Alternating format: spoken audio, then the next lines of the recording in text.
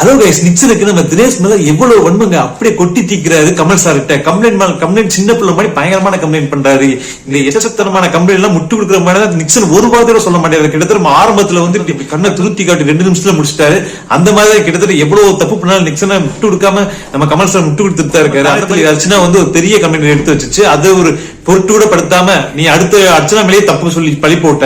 அதை விட்டுட்டு இப்ப நிக்சன் ஒரு சின்ன மேட்டர் தான், தினேஷ் வந்து கேங்கா விளாடாது அப்படின்னு சொன்னதை வச்சு ஒரு கம்ப்ளைண்டா ரெஜிஸ்டர் பண்ணிட்டு அந்த சின்ன மேட்டர் எடுத்து பெரிய சிவாக்கி தினேஷ் அவ்வளவு கேள்வி கேட்டு இருக்கீங்க. ஃபர்ஸ்ட் ஆஃப் வந்து விஷ்ணு தரமான செஞ்சு விஸ்ரா மேடத்தை வச்சு செஞ்சாரு. கமல் சாரோட பயப்படாம பதில் பேசி அதே அளவுக்கு ஈக்குவலா தினேஷும் வச்சு செஞ்சாரு நம்ம கமல் சார.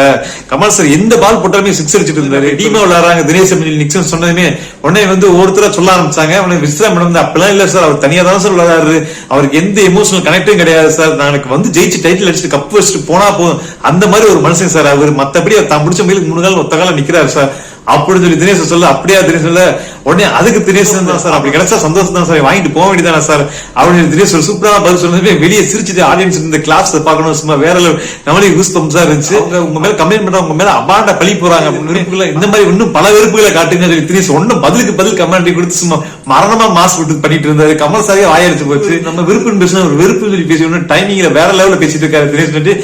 எல்லாரும் ஷாக் ஆகி போயிட்டாங்க. அந்த அளவுக்கு தினேஷோட ஸ்பீச் நீங்க ரொம்ப நல்லா இருக்கு. கமல் சாரோட ஃபுல் மோட்டிவ் என்னன்னா விஸ்தா முட்டு கொடுக்க மாதிரி பேச ஆரம்பிச்சாரு. பேசி முடிக்கும் போது அப்படிதான் முடிச்சாரு. ஆனா வந்து தனக்கு ஃபேவரேட்டா பண்ணிக்கிட்டாரு நம்ம தினேஷ். பாக்குறதுக்கு நல்லா இருந்துச்சு. அது தினேஷோட ஸ்பீச் எத்தனை பேர் நீங்க லைக் பண்ணீங்க? தினேஷ் மேல விஸ்தா சொன்ன அபாண்ட பழியில உண்மையா பொய்யா உங்க கருத்து என்ன? ரிலேட்டிவ் கூட யாருமே கூட இருந்து வாழ முடியாத ஒரு ரோபோ மனுஷன் அந்த மாதிரி சொல்லி விஸ்ரா மேடம் சொன்ன வார்த்தைகள் உண்மையா? அதை பத்தி உங்க கருத்து கமெண்ட் பாக்ஸ்ல தெரிவிச்சிருங்க. அது மட்டும் இல்லாம விஸ்ரா மேடம் வந்து பர்சனல் அட்டாக் பண்றது ஒரு மோட்டிவாவே வச்சிருக்காங்க. கிட்டத்தட்ட யார் வந்து பேசினாலுமே டைரக்டா அவங்க போட்டியில கலந்துக்காம அவங்க பர்சனல் அட்டாக் பண்ணி விளையாடுறது உங்க யாருக்கெல்லாம் பிடிக்கல அதையும் கீழே கமெண்ட் பாக்ஸ்ல கமெண்ட் பண்ணிருங்க. அதுக்கு முன்னாடி நம்ம சேனல்ல பல பேர் வந்து சப்ஸ்கிரைப் பண்ணாம பாத்துட்டு இருக்கீங்க, கொஞ்சம் சப்ஸ்கிரைப் பண்ணி ஆதரவு கொடுங்க. அப்படியே இந்த வீடியோ பிடிச்சிருந்தா லைக் பண்ணிங்க, பிடிக்கல டிஸ்லைக் கூட பண்ணிருங்க, மறக்காம பண்ணிருங்க. ஓகே, சப்ஸ்கிரைப் பார்ப்போம்.